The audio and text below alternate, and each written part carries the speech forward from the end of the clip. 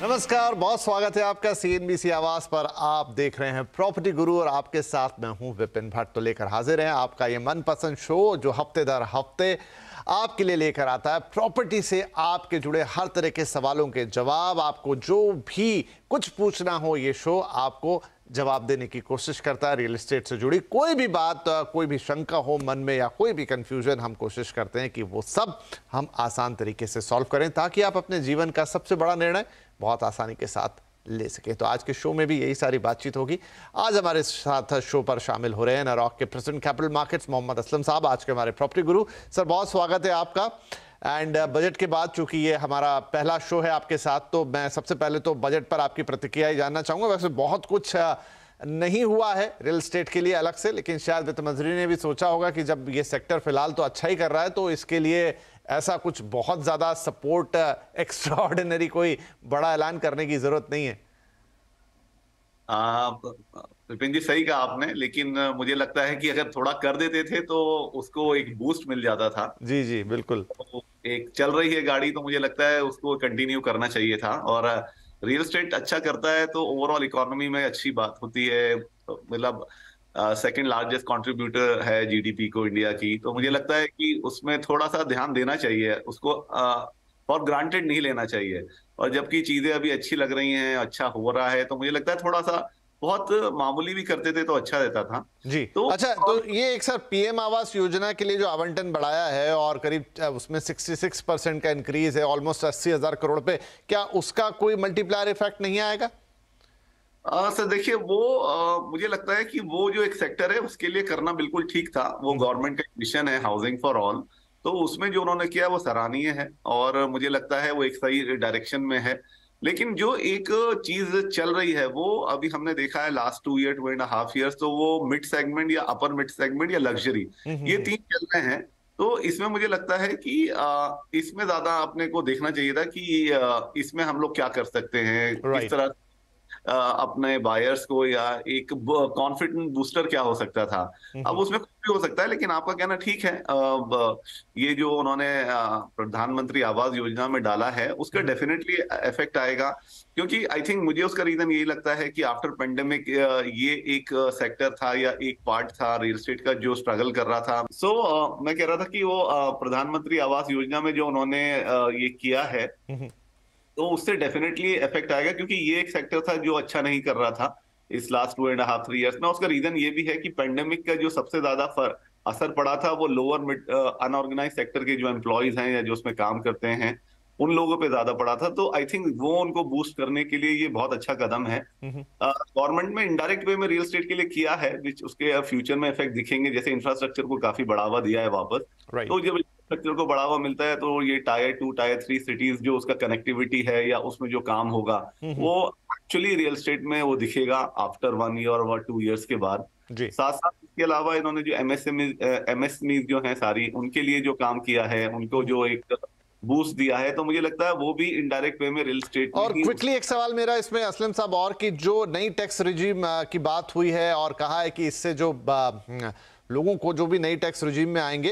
उसे अट्रैक्टिव बनाने की कोशिश की और कहा है कि इससे थोड़ी सरप्लस मनी लोगों के हाथ में बचेगी और अब मतलब उम्मीद की जा रही है कि लोग घर खरीदना चाहेंगे। हालांकि थोड़ा लंबा है ये रूट, लेकिन क्या आपको लगता है इससे भी एक फायदा मिलेगा? सर उसका तो वो उदाहरण है कि आपकी कोहनी पे गुड़ लगा है, अब आप खा सकते हैं, खा लीजिए। वैसा है। जी। क्योंकि उसमें काफी राइडर्स हैं। हाँ आपको 7 लाख तक मिलता है, लेकिन सडनली आपको पता चलता है कि अगर वो 7 लाख के ऊपर चला गया तो आप गए काम से। हाँ हाँ तो हाँ। मेरे ख्याल से काफी चीजें वो धीरे धीरे जब जो इंडिविजुअल लोगों के सीएज वगैरह इस पर काम करेंगे तो हो सकता है वो उसका मैं उसमें एक्सपर्ट नहीं हूँ, लेकिन मुझे लगता है कि कंफ्यूज क्यों करना है, जब आपको देना है तो आप दीजिए। राइट। उसमें कंफ्यूजन क्या होना चाहिए कि ओल्ड रेजिम और न्यू रेजिम में, बिकॉज क्या होता है उसमें और कंफ्यूजन होता है। पिछली बार भी ये आया था तो मुझे लगता है इतने लोग ऐड नहीं हुए थे। अब मैं होप कर रहा हूँ और मुझे उम्मीद है कि इस बार शायद और क्लैरिटी हो जाए तो शायद ज्यादा लोग उसमें आ जाए। राइट। तो वो धीरे धीरे समझ में आएगा कि क्या है वो न्यू रेजिम। चलिए ठीक है, तो बजट में कुछ चीजें रही डायरेक्टली बहुत ज्यादा बेनिफिट सीधा सीधा मिलता हुआ होम बायर के लिए नजर नहीं आया, ना ही कोई ऐसा इंडस्ट्री इंसेंटिव। हाँ, बड़े लेवल के ऐलान जरूर हुए, प्रधानमंत्री आवास योजना और इंफ्रास्ट्रक्चर को बड़ा पुश और न्यू टैक्स रिजीम को अब हम देखेंगे कि उसका आउटकम कैसा आता है, क्या अगर सरप्लस मनी लोगों के हाथ में आता है खास तौर पे जो अपनी अर्ली सर्विस में है तो वो उसको मकान खरीदने में लगाते हैं या कहीं और, क्योंकि इंसेंटिवाइज सीधा सीधा तो नहीं किया गया जैसे हमें पुरानी टैक्स रिजीम में मिलता था। एनीवेज, इसके इम्प्लीकेशन क्या होंगे थोड़े दिनों में हमें मिलेंगे, लेकिन अब हम अपनी बातचीत को शुरू करते हैं। भावेश राय हमारे पास, हमारे पहले कॉलर मुंबई से हमें कॉल कर रहे हैं। भावेश भाई, बहुत स्वागत है आपका, क्या पूछना चाहेंगे? Thank you, Vipin ji, and to sir also ji for taking my question. Sir, मैंने एक बंगलो प्लॉट लिया है, एनए प्लॉट है, अराउंड 3000 स्क्वायर फीट। ये पड़ता है अपना एमईटी बिजनेस स्कूल के एकदम लग के है ये plot, and it is very close to the express highway also. Okay, तो ये जो ये 2008 में मैंने लिया हुआ है, and my cost was 15 lakhs। Okay, और इसका मुझे I am holding from 2008 onwards, like 15 साल हो गए, but I am not seeing any movement, और उसको बेचना भी थोड़ा लिक्विडिटी इशू आ रहा है। जबकि बगल में मैराथन के, इंडिया बुल्स के और काफी सारे प्रोजेक्ट आ रहे हैं, एंड यू नो पनवेल बड़े डेवलपर है, वाधवा है, हीरानंदानी है, गोदरेज है, बड़ा लैंड पार्सल ले रहे हैं। तो I just wanted to know whether ये होल्ड करना अभी अच्छा है, और कितना टाइम होल्ड कर सकता हूँ, और कितना मुझे ये मिल सकता है। राइट, तो यहाँ पर असलम साहब सवाल इनका काफ़ी अच्छा है, और एक प्लॉट इनके पास पनवेल में है, 15-16 साल से होल्ड कर रहे हैं, लेकिन इनको लग रहा है कि वो जो रिटर्न मिलना चाहिए वो मिल नहीं रहा। वैसे तो पनवेल के लिए काफ़ी कहानियाँ, और अब तो ट्रांस हार्बर लिंक, एयरपोर्ट, ये चीज़ें ऑलमोस्ट आंखों के सामने हैं। तो क्या ये अब थोड़ा और इंतज़ार करेंगे तो इनको इनके प्लॉट का अच्छा रिटर्न मिलेगा, या फिर अब निकल जाना चाहिए? अच्छा लंबा इन्होंने कर्जा तो बिता ही दिया है। देखिए विपिन जी, जैसे हम हमेशा कहते हैं कि ये प्लॉट में गेटेड कम्युनिटी में खरीदने में थोड़ा ज्यादा आपको फायदा रहता है, जहाँ पे और भी प्लॉट्स हैं, और उसके साथ साथ अगर आप उसको होल्ड करते हैं और बाद में उसे बेचते हैं तो वो इजी हो जाता है।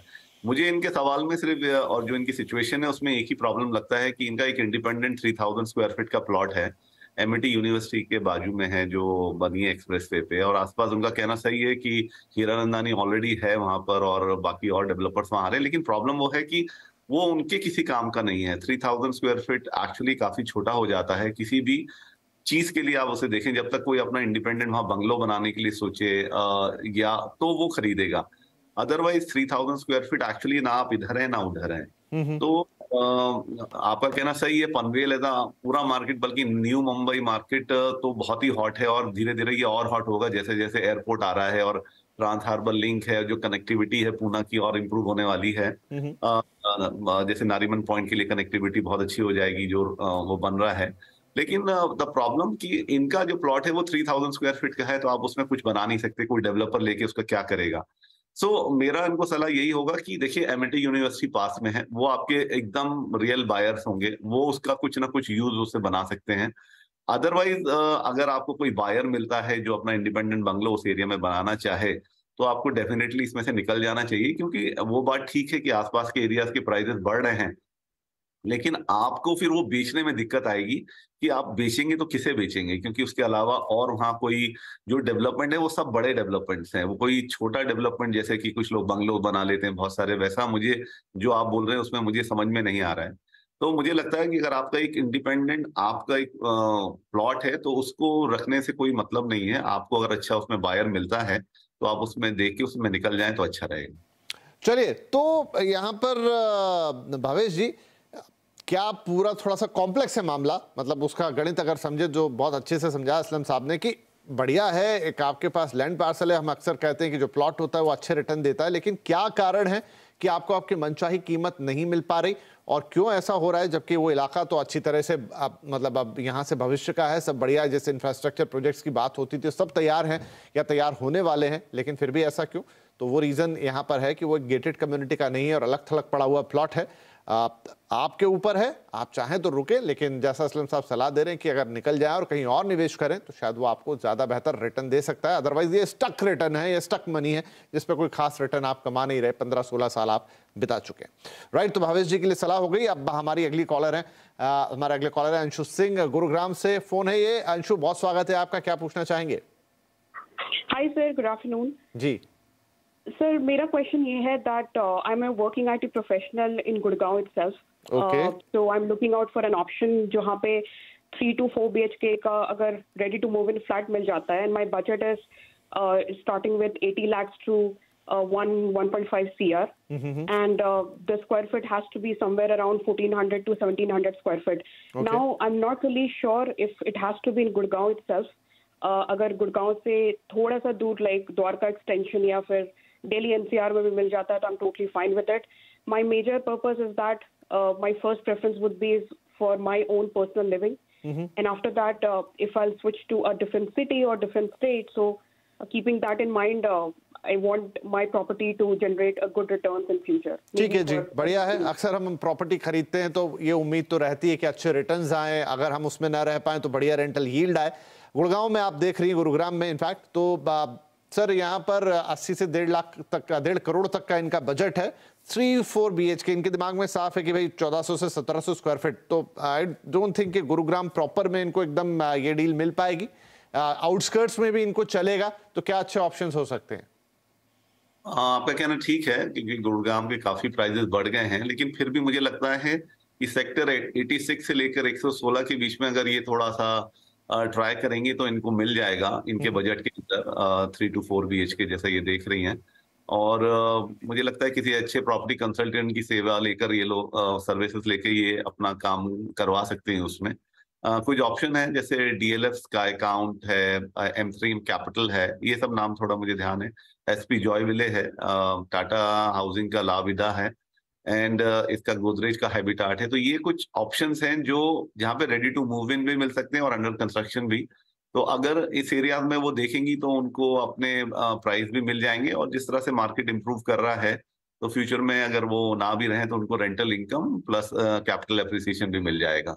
तो मुझे लगता है कि ये उनकी प्रॉब्लम कुछ सॉल्व कर सकता है. अदरवाइज अगर बजट का कंस्ट्रेंट आता है तो काफी प्रॉपर्टीज हैं जो आई थिंक रीसेल में काफी बिकी हैं NCR में पिछले 2 साल में, लेकिन अभी भी काफी डेवलपर्स के बाद वो इन्वेंट्री है. तो थोड़ा इसलिए मैंने बोला किसी अच्छे प्रॉपर्टी कंसल्टेंट को देखेंगे तो वो आपकी सारी सिचुएशन समझ के उनको आप अपना पूरा प्रॉब्लम बताएंगे तो वो जरूर इसका सॉल्यूशन आपको देंगे. जरूर. तो अंशु, एक मोटा आइडिया आपको दे दिया यहाँ पर असलम साहब ने. कुछ नाम भी इनफैक्ट आपको बताएं और प्रोजेक्ट्स आप देख सकती हैं. फिर भी जो कि आप एक बड़ा अमाउंट इन्वेस्ट करना चाह रही हैं तो एक छोटी मोटी फीस के साथ अगर और प्रॉपर किसी लोकल ब्रोकर या प्रॉपर्टी कंसल्टेंट्स को आप देख लेंगी तो शायद वो आपको पिन पॉइंटेडली आपकी पसंद का घर भी बता सकते हैं. लेकिन माफ कीजिएगा, लेकिन ये जो नाम दिए हैं एक बार जाके जरूर देखिए, एक आइडिया लगेगा आपको लोकेशन का और किस तरह का प्रोडक्ट आपको मिलने जा रहा है, क्योंकि एक बड़ा इन्वेस्टमेंट होगा आपकी तरफ से और आप चाहती हैं कि उस पर अच्छा रिटर्न भी आगे कमाएं, तो ये थोड़ी एक्सरसाइज आपको करनी पड़ेगी. चलिए, तो अंशु जी को इस सलाह के साथ हमारे लिए वक्त हो गया एक छोटे से ब्रेक का. ब्रेक के बाद सवाल जवाब जारी रहेंगे.